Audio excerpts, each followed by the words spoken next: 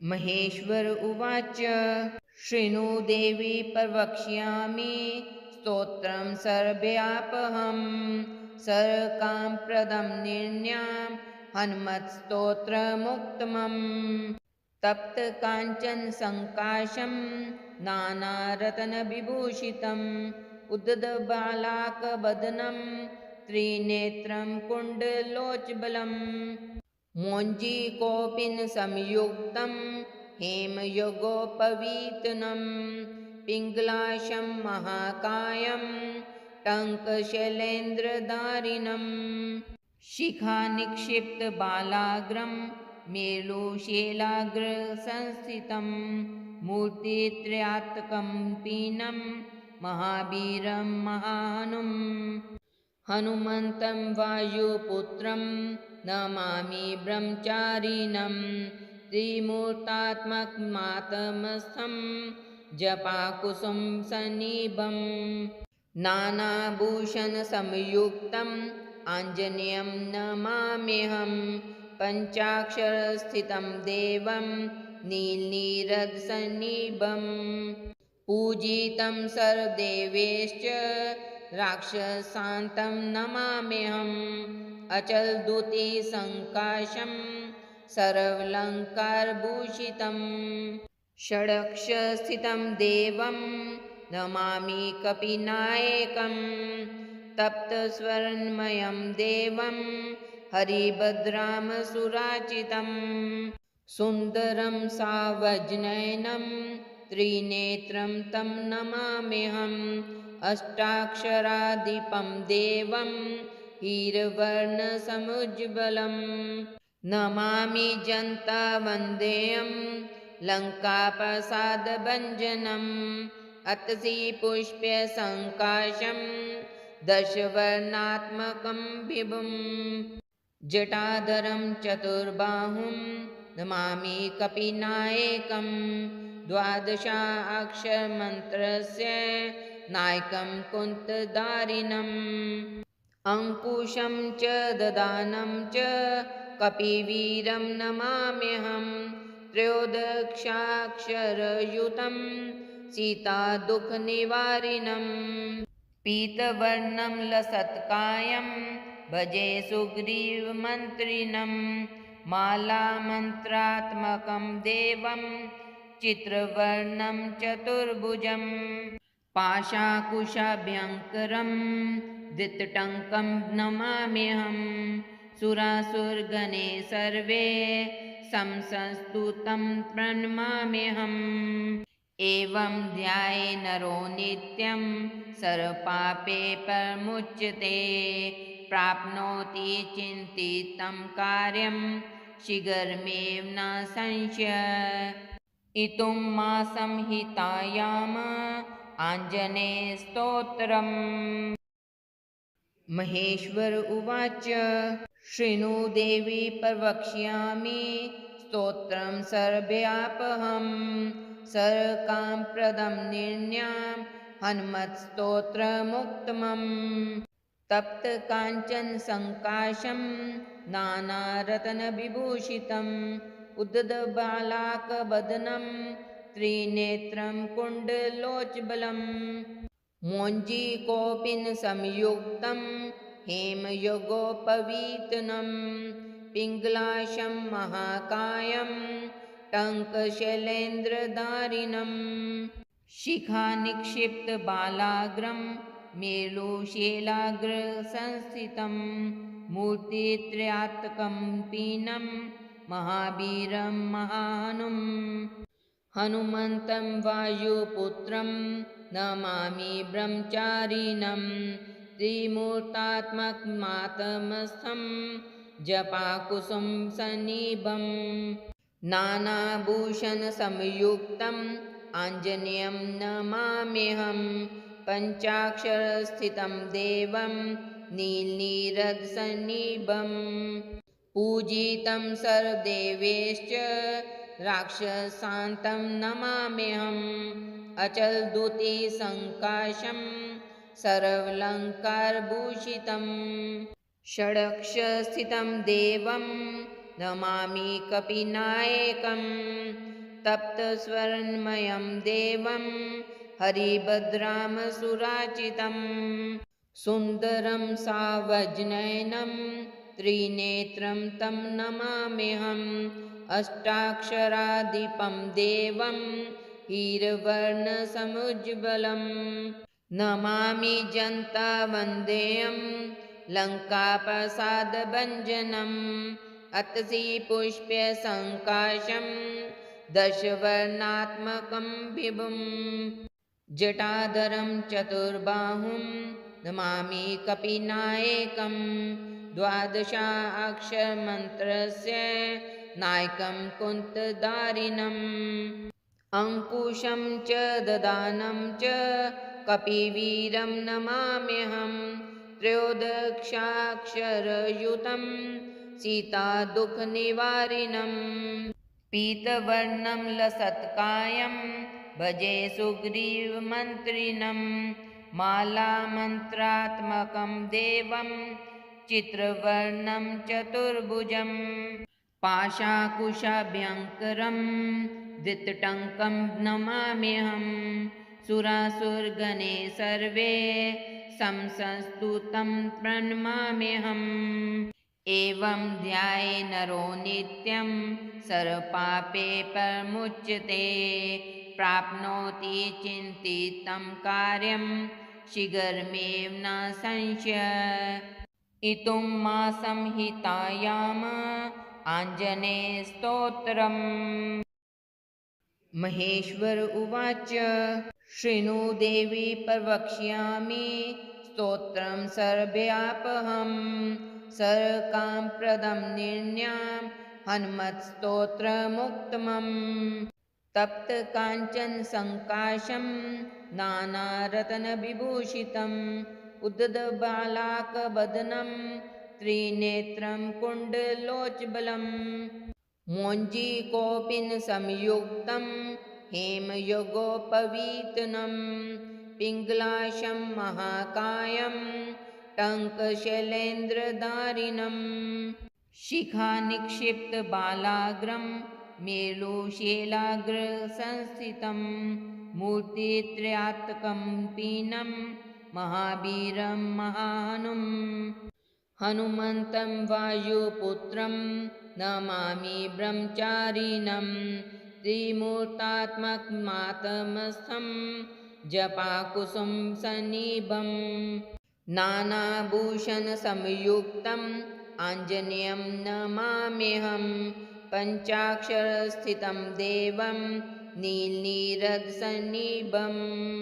पूजितं सर्वदेवैश्च राक्षसान्तं नमाम्यहम् अचलद्युतिसङ्काशं सर्वालङ्कारभूषितं षडक्षरस्थितं देवं नमामि कपिनायकं तप्तस्वर्णमयं देवं हरिभद्रामसुराचितं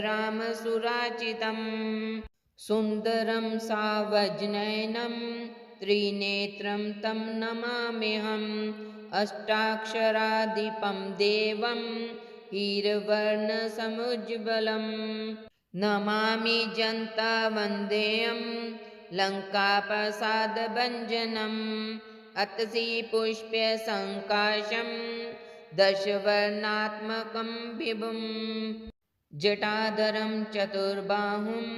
नमामि कपिनायकं द्वादशाक्षरमन्त्रस्य नायकं कुन्तधारिणम् अङ्कुशं च ददानं च कपिवीरं नमाम्यहं त्रयोदशाक्षरयुतं सीतादुःखनिवारिणं पीतवर्णं लसत्कायं भजे सुग्रीवमन्त्रिणं मालामन्त्रात्मकं देवं चित्रवर्णं चतुर्भुजं पाशाकुशाभ्यङ्करं दित्टङ्कं नमाम्यहं सुरासुरगणे सर्वे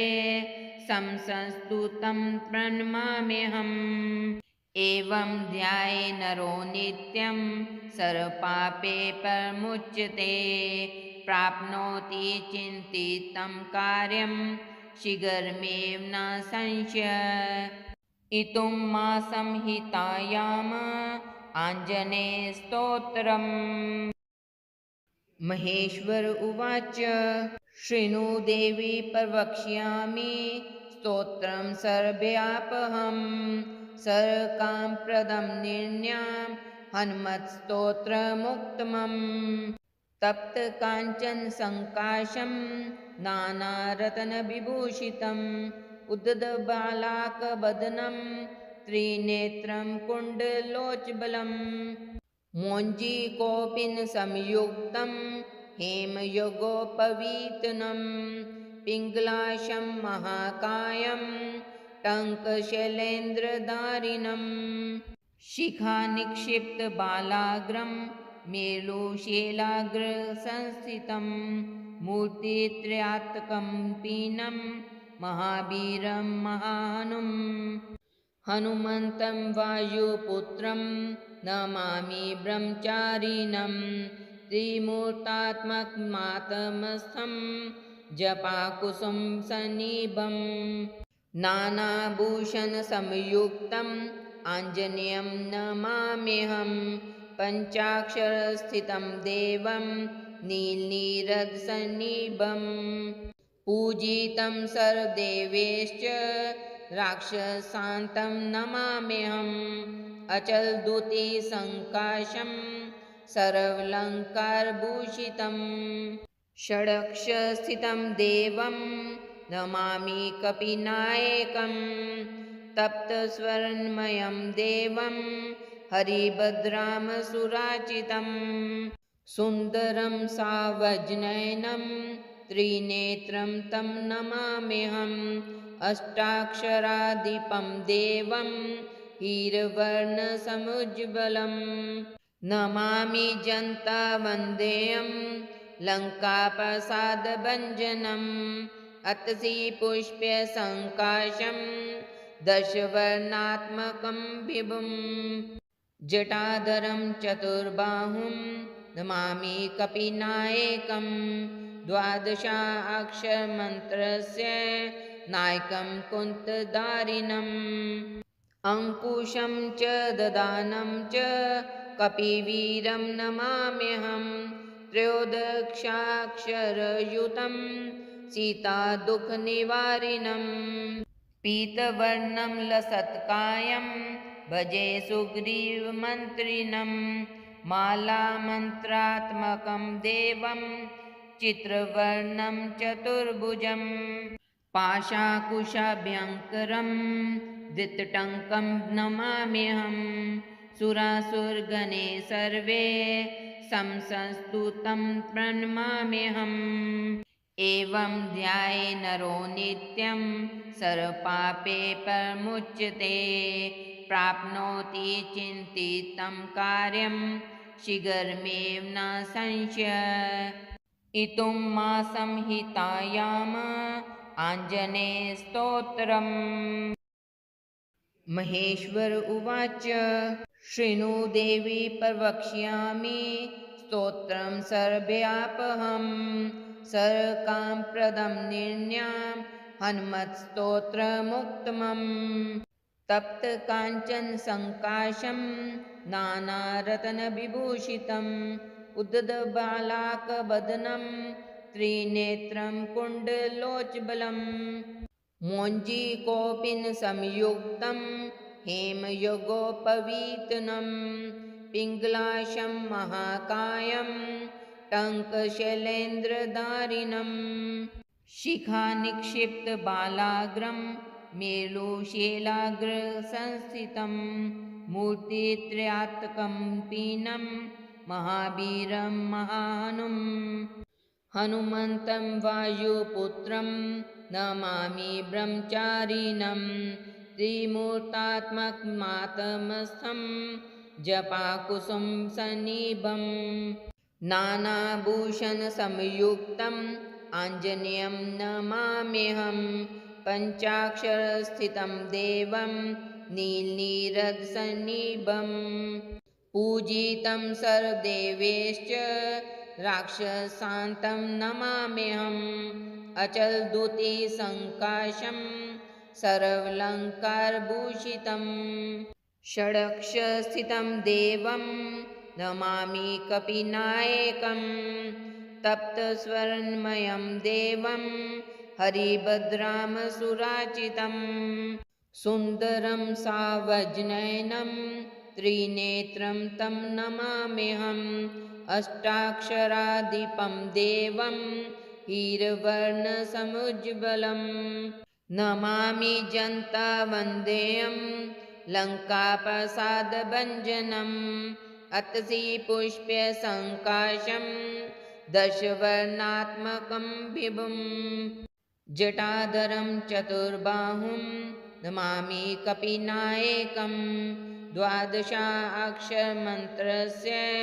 नायकं कुन्तधारिणम् अङ्कुशं च ददानं च कपिवीरं नमाम्यहं त्रयोदशाक्षरयुतं सीतादुःखनिवारिणं पीतवर्णं लसत्कायं भजे सुग्रीवमन्त्रिणं मालामन्त्रात्मकं देवं चित्रवर्णं चतुर्भुजं पाशाकुशाभ्यङ्करं धृतटङ्कं नमाम्यहं सुरासुरगणे सर्वे संस्तुतं प्रणमाम्यहम् एवं ध्याये नरो नित्यं सर्वपापे परमुच्यते प्राप्नोति चिन्तितं कार्यं शीघ्रमेव न संशयः इतुं मासं हितायाम आञ्जनेयस्तोत्रम् महेश्वर उवाच शृणु देवी प्रवक्ष्यामि स्तोत्रं सर्वव्यापकं सर्वकामप्रदं निर्ण्यां हनुमत्स्तोत्रमुत्तमम् तप्तकाञ्चनसङ्काशं नानारत्नविभूषितम् उद्दबालाकवदनं त्रिनेत्रं कुण्डलोज्ज्वलं मोञ्जीकोपिनसंयुक्तं हेमयोगोपवीतनं पिङ्गलाशं महाकायं टङ्कशैलेन्द्रधारिणं शिखानिक्षिप्तबालाग्रं मेरुशैलाग्रसंस्थितं मूर्तित्रयात्मकं पीनं महावीरं महाहनुम् हनुमन्तं वायुपुत्रं नमामि ब्रह्मचारिणं त्रिमूर्तात्मकमातमस्थं जपाकुसुमसन्निभं नानाभूषणसंयुक्तम् आञ्जनेयं नमाम्यहं पञ्चाक्षरस्थितं देवं नीलनीरदसन्निभं पूजितं सर्वदेवैश्च राक्षसान्तं नमाम्यहम् अचलद्युतिसङ्काशं सर्वालङ्कारभूषितं षडक्षस्थितं देवं नमामि कपिनायकं तप्तस्वर्णमयं देवं हरिभद्रामसुराचितं सुन्दरं सावज्नयनं त्रिनेत्रं तं नमाम्यहम् अष्टाक्षराधिपं देवं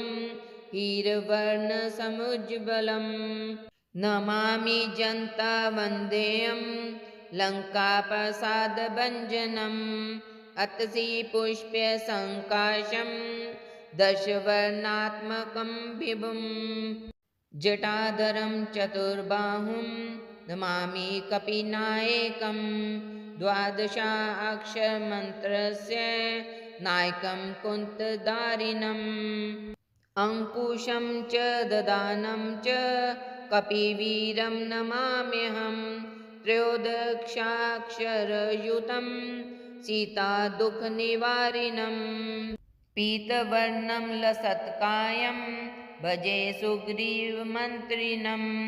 मालामन्त्रात्मकं देवं चित्रवर्णं चतुर्भुजं पाशाकुशाभ्यङ्करं धृतटङ्कं नमाम्यहं सुरासुरगणे सर्वे संस्तुतं प्रणमाम्यहम्। एवं ध्याये नरो नित्यं सर्वपापे परमुच्यते। प्राप्नोति चिन्तितं कार्यं शीघ्रमेव न संशयः। इतुं मासं हितायाम आञ्जनेयस्तोत्रम्। महेश्वर उवाच शृणु देवी प्रवक्ष्यामि स्तोत्रं सर्वव्यापकं सर्वकामप्रदं निर्ण्यां हनुमत्स्तोत्रमुत्तमम्। तप्तकाञ्चन सङ्काशं नानारत्नविभूषितम् उद्दबालाकवदनं त्रिनेत्रं कुण्डलोज्ज्वलम् मोञ्जीकोपिनसंयुक्तं हेमयुगोपवीतनं पिङ्गलाशं महाकायं टङ्कशैलेन्द्रधारिणम् शिखानिक्षिप्तबालाग्रं मेरुशैलाग्रसंस्थितं मूर्तित्रयात्मकं महावीरं महानुम् हनुमन्तं वायुपुत्रं नमामि ब्रह्मचारिणं त्रिमूर्तात्मकमातमस्थं जपाकुसुम सन्निभम् नानाभूषणसंयुक्तम् आञ्जनेयं नमाम्यहं पञ्चाक्षरस्थितं देवं नीलनीरदसन्निभम् पूजितं सर्वदेवैश्च राक्षसान्तं नमाम्यहम् अचलद्युतिसङ्काशं सर्वालङ्कारभूषितं षडक्षस्थितं देवं नमामि कपिनायकं तप्तस्वर्णमयं देवं हरिभद्रामसुराचितं सुन्दरं सावज्नयनं त्रिनेत्रं तं नमाम्यहम् अष्टाक्षराधिपं देवं हीरवर्णसमुज्ज्वलं नमामि जन्तावन्देयं लङ्काप्रसादभञ्जनम् अतसि पुष्पसङ्काशं दशवर्णात्मकं विभुं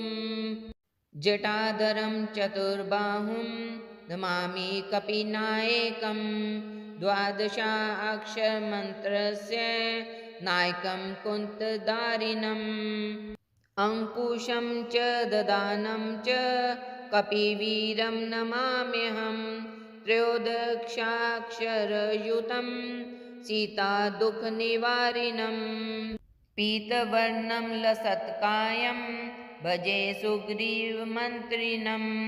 मालामन्त्रात्मकं देवं चित्रवर्णं चतुर्भुजं पाशाकुशाभ्यङ्करं धृतटङ्कं नमाम्यहं सुरासुरगणे सर्वे संस्तुतं प्रणमाम्यहम्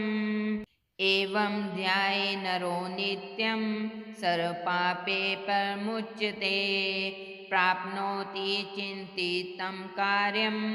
शीघ्रमेव न संशयः। इतुं मासं हितायाम आञ्जनेयस्तोत्रम्।